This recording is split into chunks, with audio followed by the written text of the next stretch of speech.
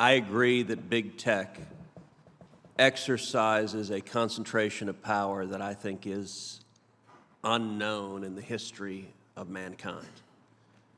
And that concentration of power is regularly used to trample on the little guy, to trample on companies they do business with, and in this instance, to trample on local media organizations, whether you're talking about small-town newspapers, whether you're talking about local broadcasters, anyone in the journalism space that is producing content. Big tech routinely, daily, hourly, appropriates their content, rebroadcasts it, earns billions of dollars of revenue through advertisements in the process of broadcasting it, and gives not one penny of compensation for the creators of that content. I agree with Senator Klobuchar that that is an unfair system, and it is an abusive system.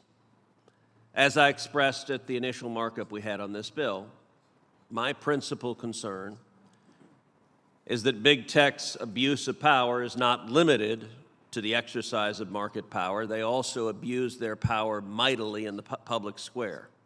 More and more, they are nakedly and brazenly engaging in censorship, silencing views they don't like. Right now, it so happens the views that they're silencing are right of center, but there's no guarantee that will continue.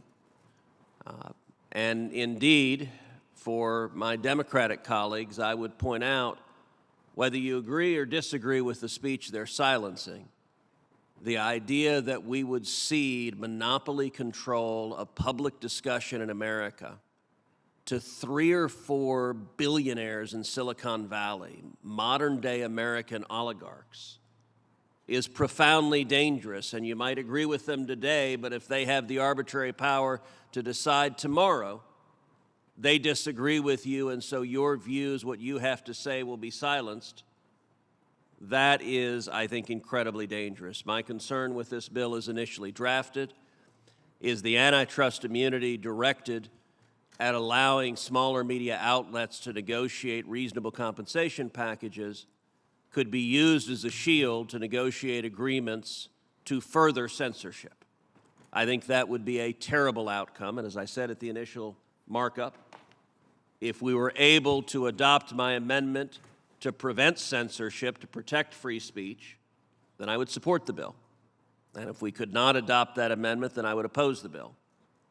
Initially, as everyone here is aware, when we took up the amendment, a majority of this committee voted to adopt my amendment.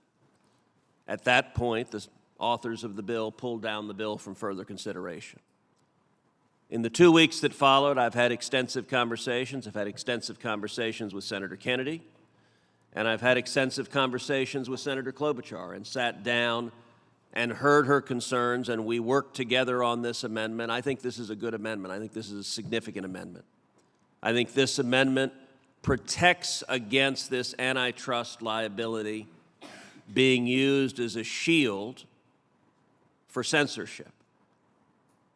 Big tech hates this bill. That, to me, is a strong positive for supporting it. Moreover, if this amendment is adopted, this will be the first meaningful consequence for and protection against censorship based on viewpoint and content in the big tech space. That's a big deal, and so I join Senator Klobuchar in urging support for this amendment.